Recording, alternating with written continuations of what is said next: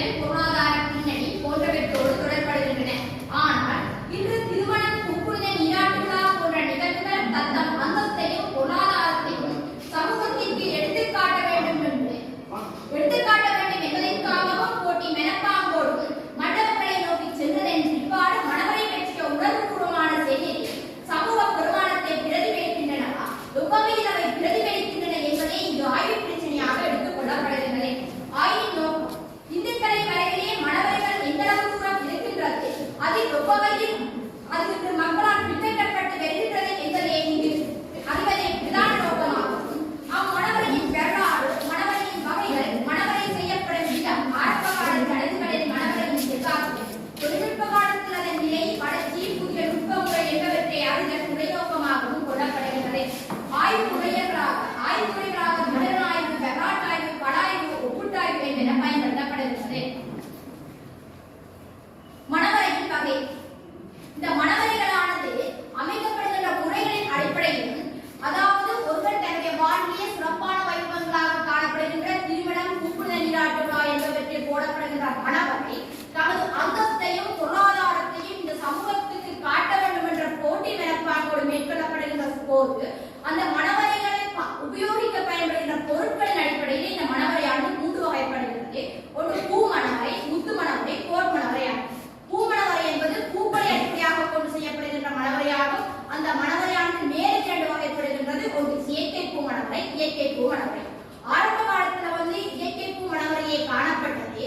19ஆம் நூற்றாண்டின் புகைப்பட கலைஞரின் வருகைக்கு பிறகு ஒரு குறிப்பிட்ட நேரத்துக்கு பின் இயற்கை பூவானது தனது நிறம், வடிவம், குணம் என்பவற்றில் மாற்றமடைந்து காணப்படுவதால் இயற்கை பூவானது வலுவடைந்து செயற்கை பூ என்ற புதிய பரிணாமத்தோடு பூமணவரையானது இன்று பரவலாக காணப்படுகின்றது. அடுத்தது முத்து மணவரை.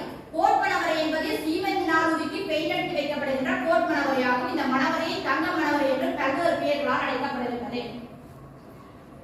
அடுத்தது மணவரை அமைக்கும் முறை.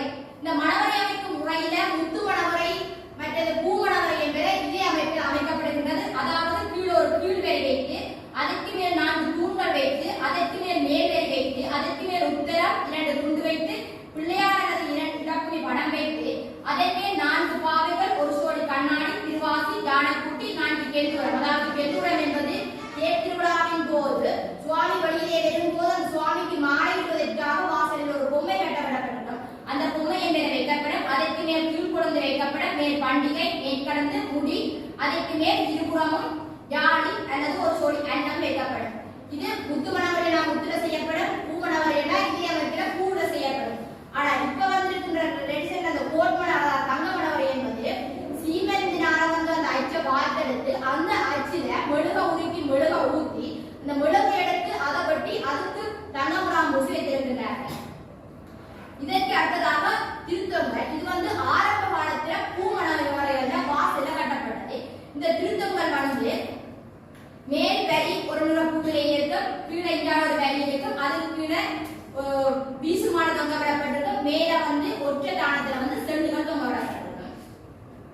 அடுத்தது இந்த மணவர்கள் தாக்கம் செலுத்தும் களங்களாக இன்றைய காலகட்டத்தில் ஆலயங்கள்ல ஆலய உரைகளுக்கு நடப்படுகின்ற திருக்கல்யாண நிகழ்வுகளுக்கும் மற்றது திருமணங்களையும் புப்புனித நீராட்டு விழாவிலையும் இந்த களங்கள் சாக்கம் செலுத்துகிறது.